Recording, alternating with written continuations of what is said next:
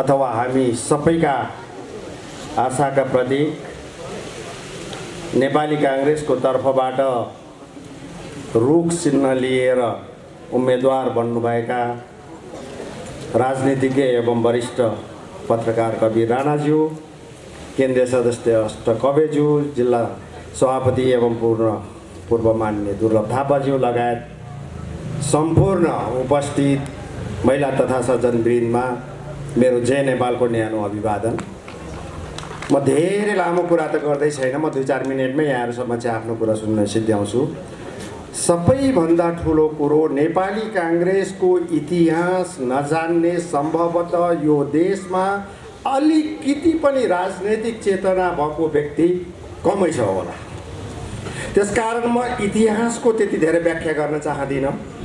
म एउटै कुरा के भन्छु भने राणा फ्याल्यो कङ्ग्रेसले, राजा फ्याल्यो कङ्ग्रेसले, निरङ्कुशता फ्याल्यो कङ्ग्रेसले, संविधान बनायो कङ्ग्रेसले र अहिले संविधान जोगायो पनि कङ्ग्रेसले। त्यो कसरी जोगायो संविधान भन्दाखेरि अलिकति भ्रम छ साथीभाइहरूमा। कसरी कङ्ग्रेसले संविधान जोगायो भने हामीले संसद जोगाउन सकेनौँ। संवैधानिक सर्वोच्चता कायम गर्नको लागि हामीले संविधान जोगायौँ।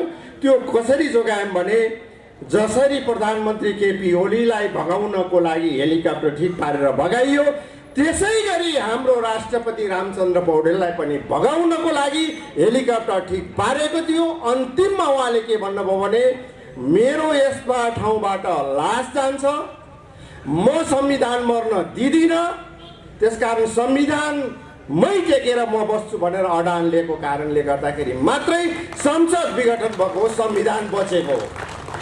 यो कुरा चाहिँ कसैलाई भ्रम नपरोस्। त्यसै गरी हेर्नुहोस्, नेपाली काङ्ग्रेसले अङ्गीकार गरेको सैद्धान्तिक कुराहरू धेरै छन्, म त्यहाँ धेरै कुरा पनि गर्न चाहँदैन। राष्ट्रियता, लोकतन्त्र र समाजवाद। अहिले हामीले अङ्गीकार गरेको समाजवाद भनेको समतामा आधारित, अङ्ग्रेजीमा इक्विटी भन्छ, समतामा आधारित समाजवाद। त्यो समतामा आधारित समाजवाद भनेको हरेक व्यक्तिको, मनोविज्ञान साइकोलोजीमा के भन्छ भने इच एन इन्डिभिजुअल भन्छ, हरेक व्यक्तिको व्यक्तित्व विकासको लागि, आर्थिक उन्नतिको लागि समतामूलक समाजवादले मात्र उन्नति गर्न सक्छ। त्यो हाम्रो नेपाली काङ्ग्रेसको सैद्धान्तिक पक्ष हो। म यसमा पनि धेरै व्याख्या गर्न चाहदिनँ। र अहिले सानो के म भन्न चाहन्छु भने अहिले यहाँ जेएनजीको कुराहरू धेरै उठेका छन्। निश्चित रूपमा सुशासनको माग गरेको थियो जेएनजीले। मुलुक विदेशीको हातमा हस्तान्तरण गर्नको लागि जेएनजीको माग थिएन। निर्वाचन माग्यो जेएनजीले, निर्वाचन हुँदैछ। यो निर्वाचनमा हेर्नुहोस्, निर्वाचन भनेको, व्यवस्था भनेको तरकारी चेन्ज गरे जस्तो होइन। आज काउली खाउँ, भोलि गुन्द्रुक खाउँ, पर्सि फर्सी खाउँ, पर्सि आलु खाउँ होइन। हेर्नुहोस्, व्यवस्था भनेको, नेता भनेको त्यो व्यक्ति हो जसले सदैव मुलुकको हितको लागि काम गर्छ।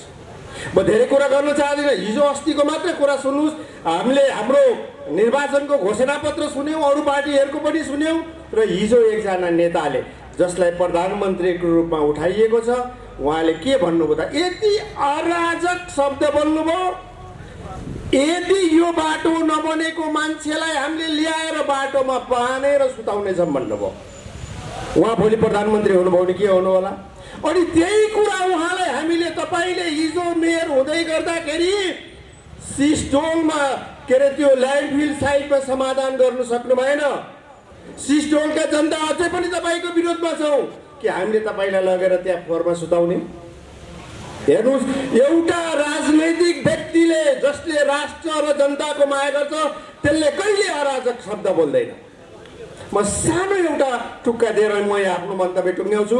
त्यो के भन्नु होला भने हिटलर र कुखुराको एउटा सानो उखान टुक्का छ।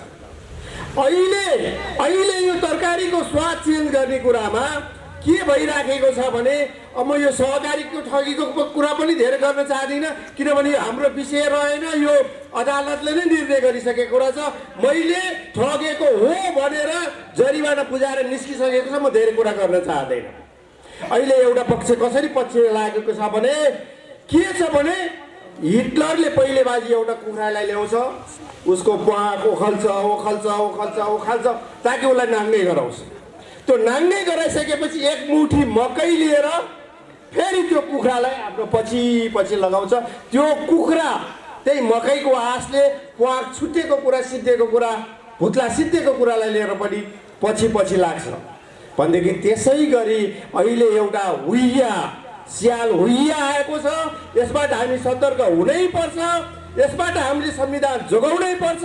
यो संविधान जोगाउने कुरा भनेको, यो मुलुक जोगाउने भनेको यो मुलुकको प्रमुख राजनैतिक पार्टी नै हुन् भन्दै यहाँहरूबाट बिदा लिन्छु। धन्यवाद। जय नेपाल।